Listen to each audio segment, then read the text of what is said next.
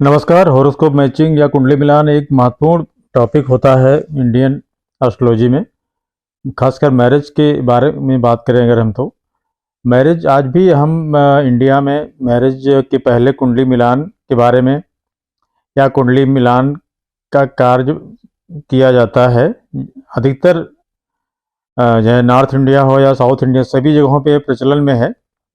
और इसका कारण भी है कि जो मैरिज होता है वो लाइफ लॉन्ग बंधन होता है। तो जो भी कपल है उनके बारे में, उनका टेम्परामेंट, उनके हैबिट्स और उनके फ्यूचर में क्या है, इन सब चीज़ों का जो है एक बैलेंस एस्ट्रोलॉजी के माध्यम से ऐसा कुछ योग है कि नहीं, इसको देखने के लिए कुंडली का मिलान किया जाता है। और यहाँ पे आज हम जनरल एक रूल्स बताएंगे कुंडली मिलान के बारे में, क्या क्या फॉलो करना चाहिए प्रथम दृष्टया। और इसमें डिटेल में अगर जाना चाहेंगे तो बहुत लंबा विषय हो सकता है, इसके लिए कई वीडियोज बनाने पड़ सकते हैं, लेकिन अपने पास में एक वीडियोज में इतनी सारी चीज़ें बताना संभव नहीं है। इसलिए हम इसके कुछ कंपोनेंट हैं, जैसे नाड़ी दोष है, मंगल दोष है, इस तरह से नवमांस है। इन सब के बारे में डिटेल में बात करने पर ही एक बैलेंस जो हॉरोस्कोप मैचिंग होती है वो हो सकती है, जो आज हमारे वीडियो का विषय नहीं है। आज हम फिलहाल शुरू करते हैं। जो अपना 7 पॉइंट है, यहाँ पे 7 स्टेप्स है जिसके बारे में हम बात करेंगे हॉरोस्कोप मैचिंग में। इन स्टेप्स को अपने को फॉलो करना चाहिए। सबसे पहले दोस्तों आज हम पहला पॉइंट की बात करें तो अष्टकूट मिलान। इसमें 8 तरह के जो है एक ट्रेड्स कहिए या गुण होते हैं जिसका मिलान दोनों के चार्ट में होना चाहिए। उनमें क्या कितने पॉइंट्स रहते हैं जो गेन कर रहे हैं दोनों चार्ट, ये देखना चाहिए। इसके लिए बहुत सारे सॉफ्टवेयर हैं जो इंटरनेट पे अवेलेबल हैं कुंडली रिलेटेड, उसमें आप ऑनलाइन भी मिलान कर सकते हैं। लेकिन यहाँ पे बताने का उद्देश्य ये है कि ये भी एक इम्पॉर्टेंट एस्पेक्ट है। और इसमें जो सबसे पहला जो बिंदु है वर्ण होता है, मतलब एक तरह से कार्य या फंक्शन इसको डिनोट करता है, इसको 1 अंक मिलता है। दूसरा जो बिंदु है उसको वश बोलते हैं, इसमें मतलब सुप्रीमेसी या कहिए प्रभुत्व को इंडिकेट करता है। तीसरा तारा होता है जो लक फैक्टर को इंडिकेट करता है, इसको 3 नंबर मिला हुआ है। चौथा योनि होता है, मानसिकता की बात कर सकते हैं इसमें, या सेक्सुअल कंपेटिबिलिटी भी बोल सकते हैं, जिसको 4 नंबर मिला हुआ है।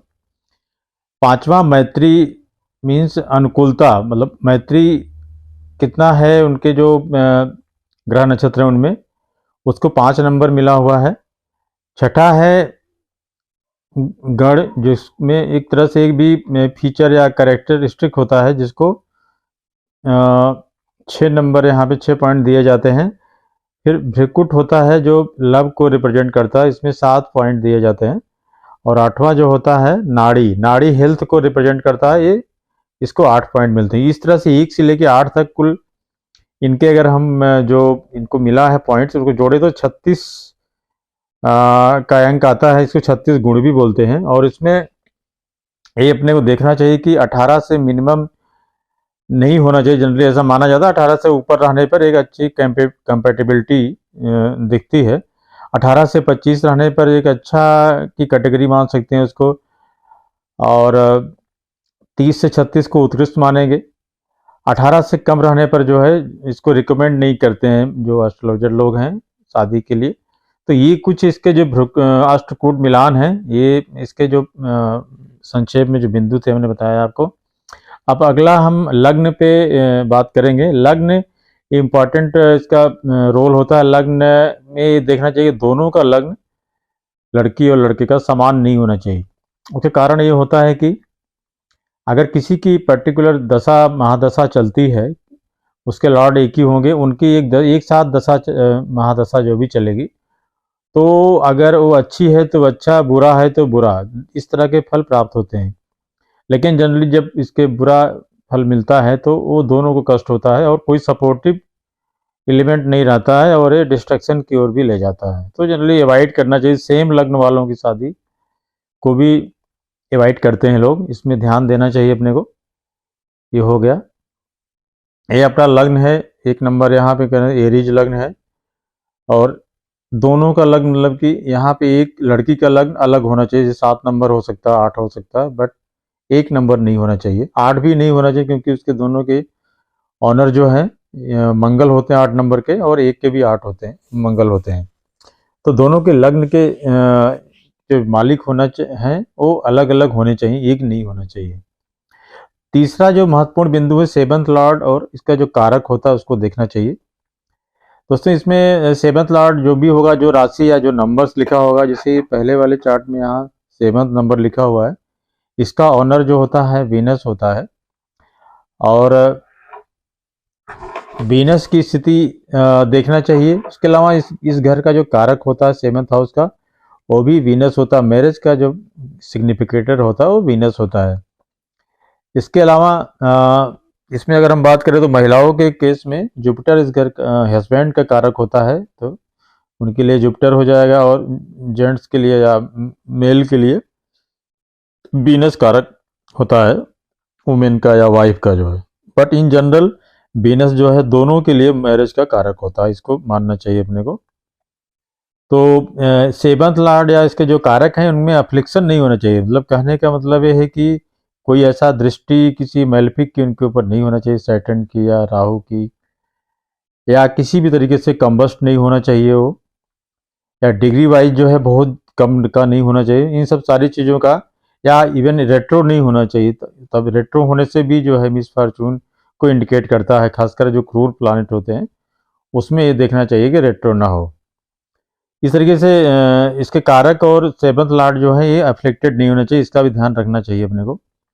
अब यहाँ पे मांगलिक और नॉन मांगलिक का भी विचार किया जाता है, तो इसके बारे में हम बताना चाहेंगे कि मांगलिक जो कुछ हाउसेस होते हैं जो कुंडली में, वहाँ पे मंगल अगर स्थित होता है तो वो कुंडली मांगलिक कह जाती है, और उसकी शादी भी अगर नॉन मांगलिक से हो रही तो वो कंपेटेबल नहीं माना जाता है। और ज्योतिष का जो ज्योतिष में नियम है कि शादी दोनों की मंगली है तभी होना चाहिए, अगर एक मंगली एक नहीं मंगली तो उसमें अशुभ फल उसके प्राप्त होते हैं, और दुर्भाग्य, शादी में कहीं ना कहीं दुर्भाग्य की प्राप्ति भी होती है।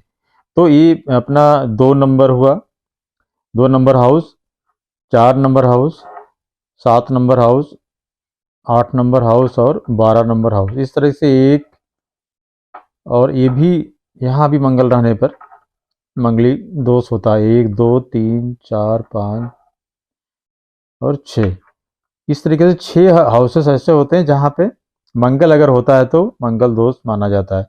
सेकंड हाउस के बारे में बात करें तो साउथ इंडिया में सेकंड हाउस को भी मांगलिक दोष की कैटेगरी में यहाँ अगर मंगल होता है तो माना जाता है, बट नॉर्थ इंडिया में यहाँ पे मांगलिक दोष मंगल के होने पर नहीं मानते हैं। लेकिन फिर भी इस बारे में मेरा जो पर्सनल ओपिनियन है कि मंगल अगर यहाँ पे है, अगर उसकी डिग्निटी ठीक है तो ठीक है, अदरवाइज ये मारक स्थान होता है, और कुर ग्रह मारक स्थानों में अच्छे फल नहीं देते हैं, और यहाँ मंगल वैसे भी अच्छे फल नहीं देता है अगर काल पुरुष के हिसाब से भी देखा जाए तो, क्योंकि मंगल और शुक्र एटलीस्ट मित्र नहीं है, और कुछ लोग इनको आपसी इनमिटी भी रहती है इनमें, कुछ लोग सम भी मानते हैं, तो ये अच्छा फल नहीं देगा यहाँ मंगल। तो इस तरीके से ये 6 जगहों पे मंगल अगर है तो लड़की कुंडली में भी इसी तरीके से मंगल की स्थिति होना चाहिए, ये विशेष का इसका ध्यान रखना चाहिए। इसके बारे में और बात करें तो मंगल दोष का कैंसिलेशन भी होता है, क्योंकि वो बहुत बड़ा टॉपिक है, फिर अगले वीडियो में या नेक्स्ट टाइम जब भी होगा, अगर आप लोगों की डिमांड होगी तो उसमें हम उसके बारे में चर्चा करेंगे। तो ये अपना चौथा पॉइंट है, इसके बारे में हमने चर्चा किया।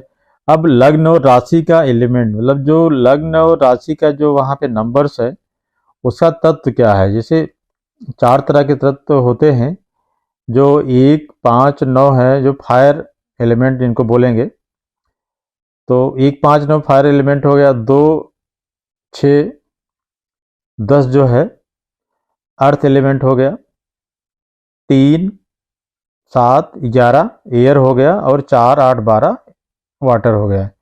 तो इसमें ये देखना चाहिए कि जनरली माना जाता है कि फायर और एयर का कंपेटेबिलिटी ठीक होती है, और वाटर एंड अर्थ की कंपेटेबिलिटी ठीक होती है। मतलब कहने का मतलब ये है कि जो 4 एलिमेंट होते हैं उनमें अगर दोनों का राशि और लग्न हो तो कंपेटेबिलिटी के हिसाब से बहुत अच्छा माना जाता है। इसको हमको सोचना समझना, मतलब इसको ध्यान में रखना चाहिए शादी के टाइम में जो है। तो कर्क वाले की शादी अगर होना है तो उसकी शादी वृषभ से अच्छा कॉम्बिनेशन हो सकता है, कन्या से हो सकता है, मकर से हो सकता है। और एरीज और मिथुन की शादी हो सकती है, क्योंकि एक फायर है एक एयर है। इस तरीके से इनको भी अपने को ध्यान में रखना है। बहुत डिटेल में नहीं जाएंगे यहाँ पे, नहीं तो वीडियो लंबा हो जाएगा। तो ये अपना हो गया। उसके अलावा सेवंथ लॉर्ड 6, 8, 12 में नहीं जाना चाहिए। सेवंथ लॉर्ड अगर 6, 8, 12 में जाता है, सेवंथ लॉर्ड मतलब ये हो गया, या इसकी कुंडली में देखें तो ये मंगल अगर यहाँ पे गया, यहाँ गया और यहाँ गया, तो ये मैरिज लाइफ के लिए अच्छा नहीं होता, ये मिसफॉर्च्यून मैरिज में लाता है। क्योंकि ये 6, 8, 12 जो दुस्थाना भाव होते हैं, उसमें कोई भी प्लानेट किसी भी भाव का जाता है तो उस भाव से संबंधित जो है वो प्रॉब्लम्स वहाँ पे क्रिएट करता है। क्योंकि ये अपने आप में रोग रिपू का है, ये डेथ का है, ये भी एक्सपेंडिचर या लॉस का है। तो इन सारी तरह की चीज़ों का जो है वहाँ पे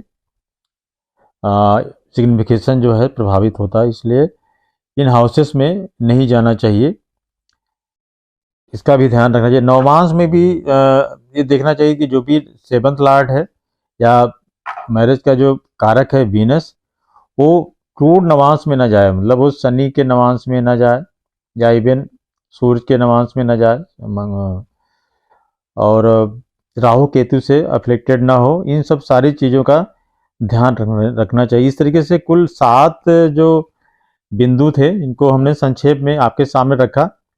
उम्मीद है कि इससे आपको एक जनरल आउटलाइन मिली होगी कि शादी के लिए कुंडली मिलान के समय इन चीज़ों का विशेष तौर पे ध्यान रखना चाहिए। उसके अलावा दोस्तों इसमें एक चीज़ और होता है कि जो लग्न से जो 7वां भाव होता है वो पापकर्तरी दोष से ग्रसित ना हो, ये भी देख लेना चाहिए कुंडली में।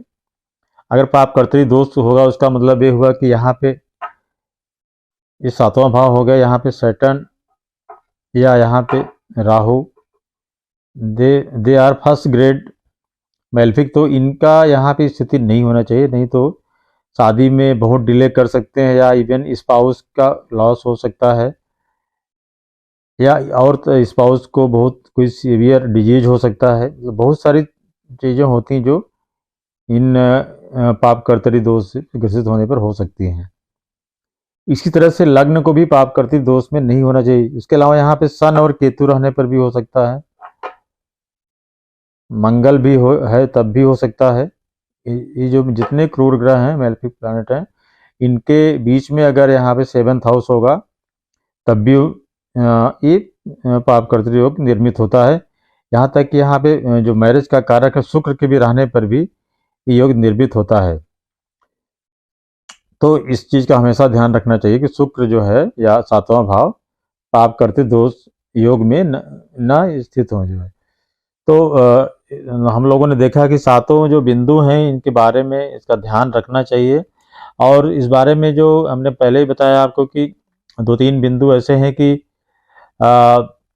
उसके बारे में अलग से बात करना ज़्यादा ज़रूरी होगा।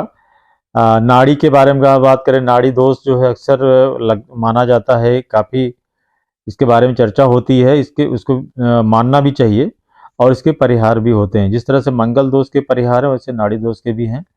हम अगले वीडियो में चर्चा करेंगे। नाड़ी दोष हेल्थ दोनों के लिए और संतान के लिए एक इम्पॉर्टेंट इसका रोल होता है, इसलिए इसको भी कंसिडर करना चाहिए। दोस्तों आपको मेरा चैनल ट्रू एस्ट्रो कैसा लगा? उम्मीद करता हूँ कि ये जानकारी जो हमने आपको दिया है आपको अच्छी लगी होगी, यूजफुल लगी होगी, और आप मेरे चैनल को लाइक करें, सब्सक्राइब करें, अधिक से अधिक इसको शेयर करें, जिससे कि मैं इस तरह के और वीडियो जो अभी आपके सामने लाऊं और आपको ज्योतिष से संबंधित जो इम्पोर्टेंट इंफॉर्मेशन है लोगों को और आप तक पहुंचाने में मदद मिल सके मुझे। धन्यवाद।